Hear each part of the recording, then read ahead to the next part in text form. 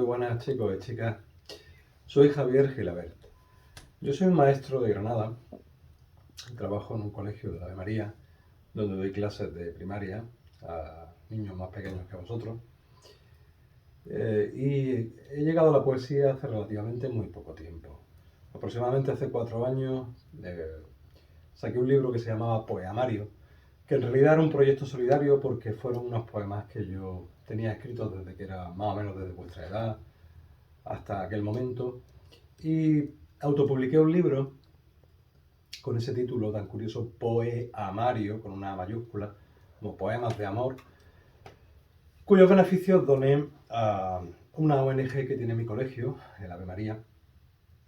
Y ese libro, en realidad, que yo no considero que es mi primer libro porque no tiene calidad literaria, eran poemas, bueno, que había ido escribiendo durante mi juventud. Así que fue una llave que me abrió la puerta a la poesía.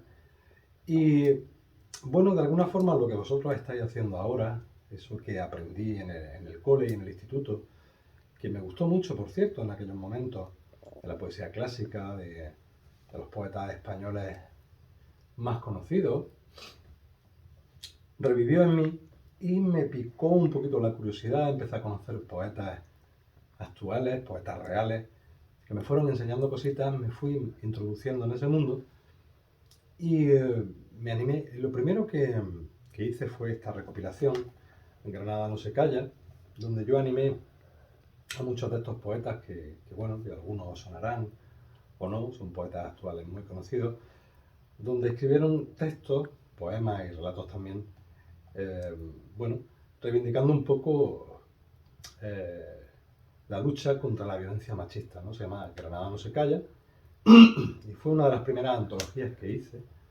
porque yo, aparte de los libros que ahora os voy a enseñar, sí que he participado mucho antologando, reuniendo a poetas y animándolos a escribir con distintos motivos.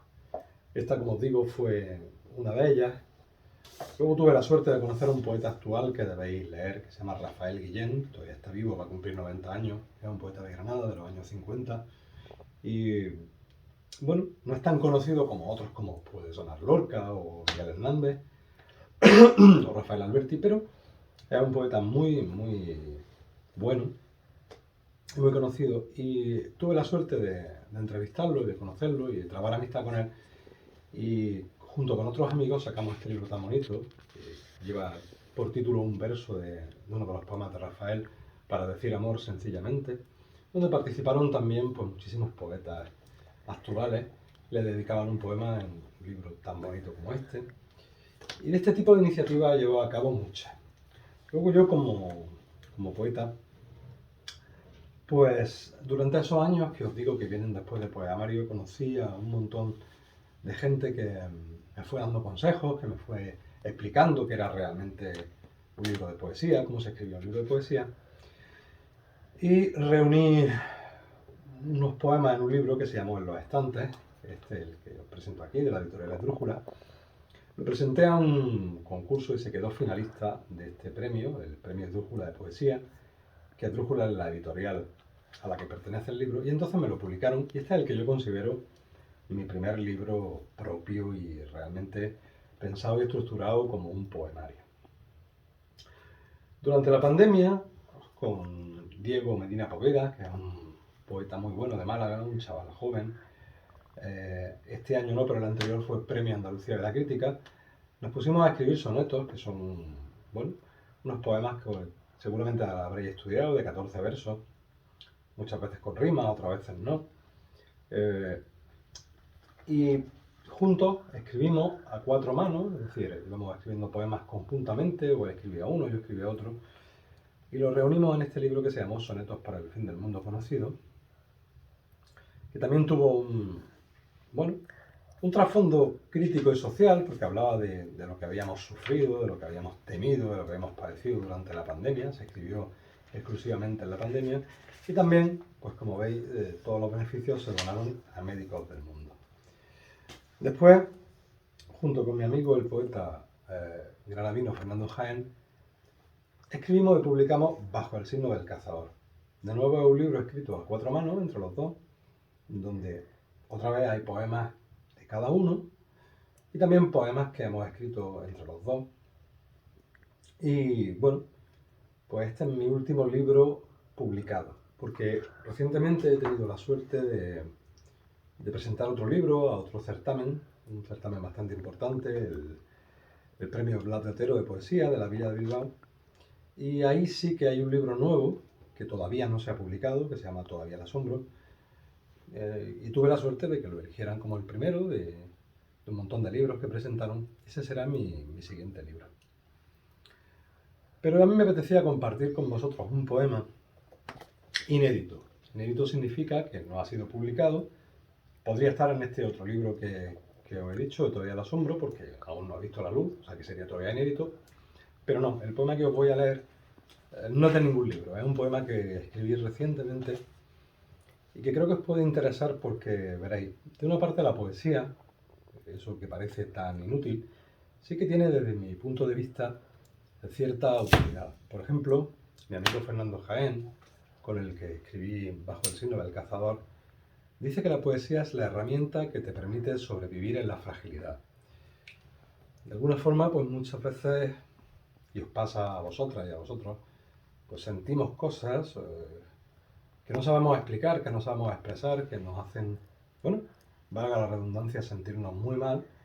Y a veces leer o, sobre todo, escribir poesía nos puede ayudar a entendernos mejor y a entender eso que nos pasa o a expresarlo de otra manera. El poema que os voy a leer, como os digo, es inédito, no ha visto todavía la luz, no pertenece aún a ningún libro.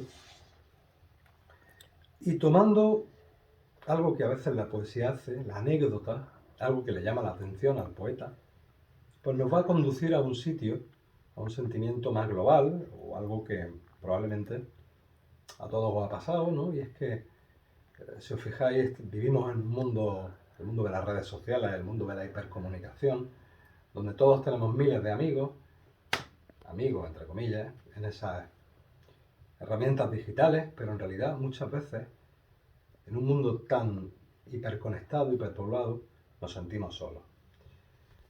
Un día, leyendo un artículo de un periódico, descubrí lo que se conoce como el punto Nemo, ahora veréis lo que es, y me llamó mucho la atención, primero conocer ese dato concreto, y de ahí, de esa anécdota, de ese conocimiento de ese punto Nemo, que no os quiero adelantar porque el poema lo explica, llegué a esa otra sensibilidad, a ese pensamiento que tiene que ver con lo que os decía, ¿no? Con esa soledad que a veces sentimos las personas estando al mismo tiempo con tanta gente alrededor.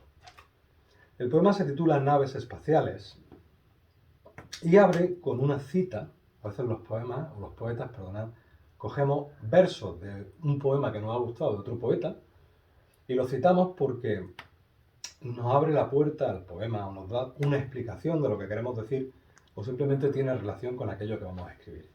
Yo he elegido una cita de Rafael Guillén, el poeta del que os hablé, que dice: aquí no hay nada, o sea, está tan solo el mar. Y el poema dice así: naves espaciales. En mitad del Pacífico se ubica el punto más distante de toda tierra firme. También es el lugar donde las naves espaciales, que ya no nos son útiles, finalizan su órbita para ser destruidas. Lo llaman punto Nemo. A veces me imagino nadando justo allí, sumido en el silencio del océano, sintiéndome tan solo como tú te sientes a menudo en este mundo líquido. No sé, quizá la soledad no sea más que una consecuencia, pero nadie merece que lo traten como a una de esas naves que duermen en el fondo del olvido.